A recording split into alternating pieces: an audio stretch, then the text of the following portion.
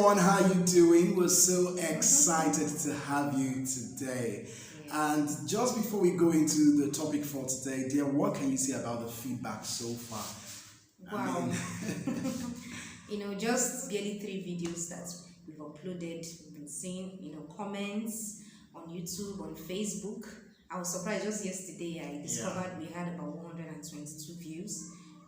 Like the other video we sent, that's episode 2, we had like 40 something, then we had 120 something views. That's for the first episode. So it has really been awesome. Just 3 videos and been seeing a lot of comments. Yes. So if you like this content, all you have to do is keep on sharing, keep on liking, and keep on commenting.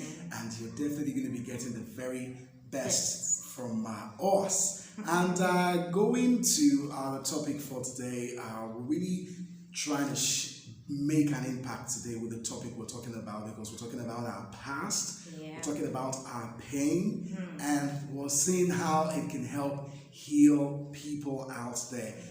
When you talk about marriage, a lot of people feel it's not for me, and sometimes you wouldn't blame it. Even Jesus said not everybody will get married.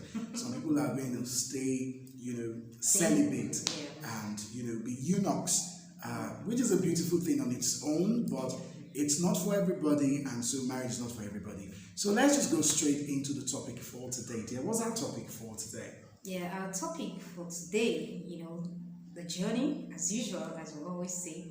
The topic for today is sexually abused to being married. Yes, from sexually abused to being married. Now, we're saying this smiling, but of course, I'm sure by the time we're done with the video, you would probably be in tears. And I mean, it's really, really a sad story, basically, because I and my wife were both sexually abused in the past. And it's, one of those moments, I just see God's hand in the life of a man, because, I mean, people break when they go through these things. People commit suicide. People struggle with depression for the rest of their lives. People are bitter, and, it just, tells you what God can do. I mean, when you see us with our experiences, we'll be sharing in any time from now. Life experiences. I mean, you just get to appreciate the fact that God is really, really good, and He can actually bring you from a low moment in your life to actually, where He wants you to be. So, dear, let me just allow you set the ball rolling today on the episode talking about sexually abuse. Can you tell us, how did this happen? I know it's a long story, but we probably got about 15 minutes to do this, and let's make good use of the time. Like my husband said, this is a true life story, we're sharing our experiences of things that happen to us, in reality. It's actually a story or part of me that I don't really want to talk about, but when it comes to talking to people out there, because we don't know who might be watching this video and will maybe learn 1 or 2 things from my experience, and also, probably there's someone that is heartbroken out there, or someone who has been molested or sexually abused. So when you're watching this video, 1 or 2 things you can learn from it. Like my own experience, it's a sad experience though, but I thank God, because God was just the one who saw me through it all. And I also want to use this to encourage anyone out there who has been maybe sexually abused, molested, or maybe the person is going through any form of heartbreak or whatever it is. Just know that the same God who saw you through, the fact that you're alive, you understand, it's something you should be grateful to God, and that tells you that there's a better future ahead of you. Like my own experience, that was several years ago, when I was between the age of 11, thereabouts, 11 to 13. I experienced this sexual molestation, whereby I was kidnapped. It wasn't really funny, because I was just coming from church. As small as I was just clocking my teenage age, that period when it happened. And like that, I was kidnapped by some set of people who, I don't know them, but they usually come to my mom's shop to buy things and like that. So that was just what happened. And like that, they were trying to, they were making sexual advancement, and they wanted to have their way. and like that I refused. One of them at some point was trying to, my clothes, just was trying to tear my clothes and so many other things. So, but one thing I remember I was doing, even as small as I was, because like I said, I was just coming from church, because this December period, like concerts and so many other things. So I used to play this recorder. I was very good. I played recorder a lot when I was small. So I went to church. I was just coming back when that thing happened, and they were about 6 or 8 of them, if I can still remember, and they were trying to have their way. I was surprised how one even got to know me. They even called my name. I was like, is it not your mom that sells something across the rail? And that was it. So before I knew what was happening, they were trying to have their way. So, but there was something I knew I was doing. 3 things, even as small as I was praying within me. I was like, God, I didn't bargain for this. I'm just coming from your house. I went to play with the recorder. I was not bargaining for this to happen. So at the same time, I was also crying, because there were 3 things I was doing. I was praying within me, I was crying, and then at the same time, I was begging them not to, have their way and things like that. So at some point, I was almost, in fact, there was nothing I could do, because one was almost having his way. And one thing that amazed me, the same guy, I still remember his name, but I will not mention the name, for just security reasons and like that. So there was just one who, he was one person who almost overpowered me. You understand? So at some point, I was almost letting them, I was just almost releasing myself to them, because there was nothing I could do. There were about 6, 8 people, like I said. So there was one of them, and today as I speak, he's late, and what even amazed me was, I was surprised how that I watched him die. It was really a sad story. I watched him die, it wasn't because of what he did to me, though. He happened to be some of those hoodlums, and there was a time he went to steal somewhere, and then that's how the police were looking for him, and then some of the market people were also looking for him. And when they caught him, do you know, dear, I was watching him, the way they burnt him alive, and I was like, wow, is this the same man who would have just had his way? So in a nutshell, that was just what happened. So he was the person that almost wanted to have his way, but as God will have it. So when I was praying and then pleading with them, so along the line, I don't even know how God did it, but what I just knew was there was like this confrontation within themselves. They started quarreling, and then this person was like, is it because you're the one that brought this one? Let me have my way. Then I was like, you understand? So, and you get, the same person was trying to, who had almost succeeded, but he never did. So in other words, there was no penetration at all. There was nothing like that. They just started fighting, and the next thing, one of them again just dragged me out of that corner, and that was how God just delivered me from that particular sin. Wow. And that alone is traumatizing. It's not about molestation, it's not all about penetration. Yeah. I mean, the experience of it all, I mean, you can just imagine a 13-year-old having to go through all of that. Yeah. It's really, really heart-wrenching. Well, we'll talk about how, that affected, your outlook on the opposite sex generally because of what happened. Yeah. But let me just quickly share my own story. I can't precisely remember how old I was, but I just believe I think I was probably 3. Okay, I have good sharp memories of things that happened when I was 3, 4, 5. So I think that's a gift. And I was in the bedroom with someone, and before I knew, I was just a young person, and the person was just touching me, inappropriately for a young child, and the person, did the whole thing, and it was really traumatizing for me. But what does a 3-year-old or a 4-year-old, or let me say 5-year-old, know about some of those things? You're like, oh, maybe it's play, maybe the person is playing with you, but that moment, shattered me. Honestly, I didn't talk to my parents about it.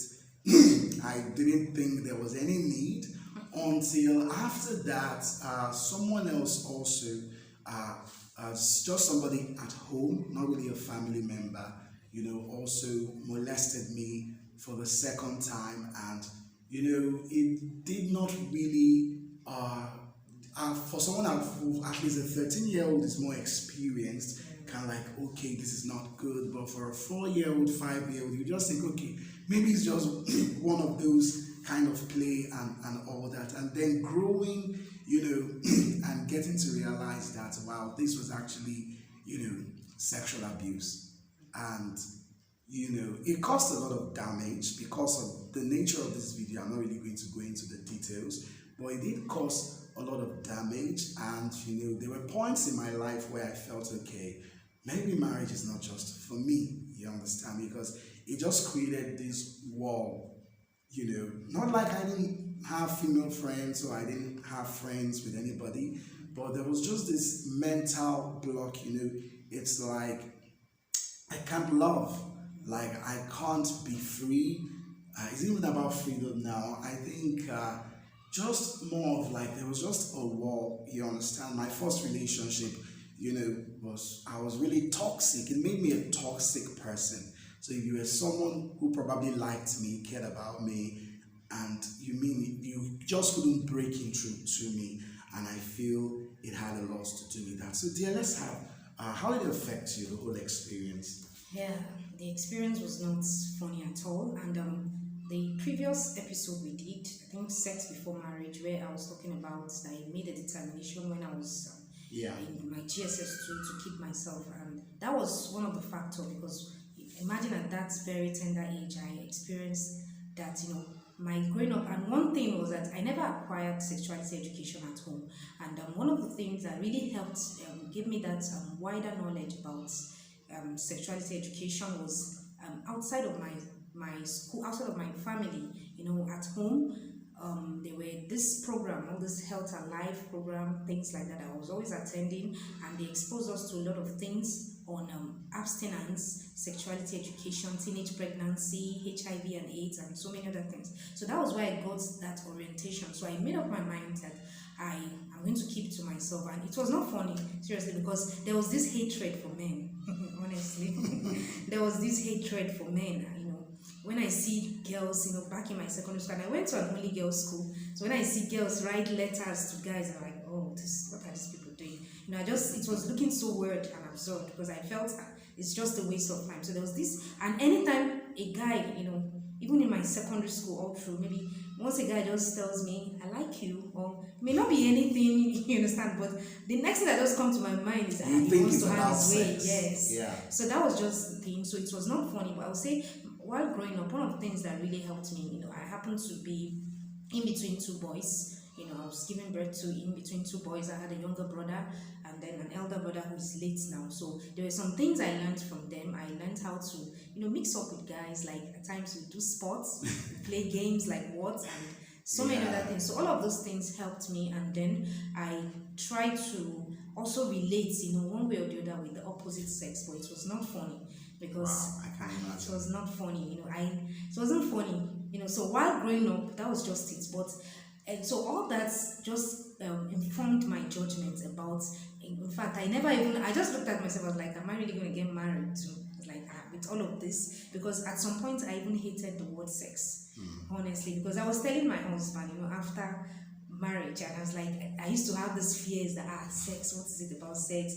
Sex is painful, sex is this one, sex is bad, and so many other things. But after marriage, I discovered that it's actually a gift from God for only married couples. Exactly. Wow, that's really loaded.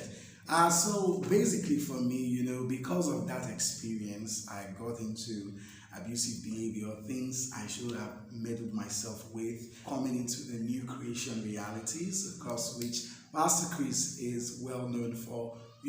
Those helped, but I won't say it was like a one-time straight healing, you understand? I was a broken record. I was just a mess when it comes to relationships. It's like someone is giving love and you're not receiving it. You don't know how to receive it.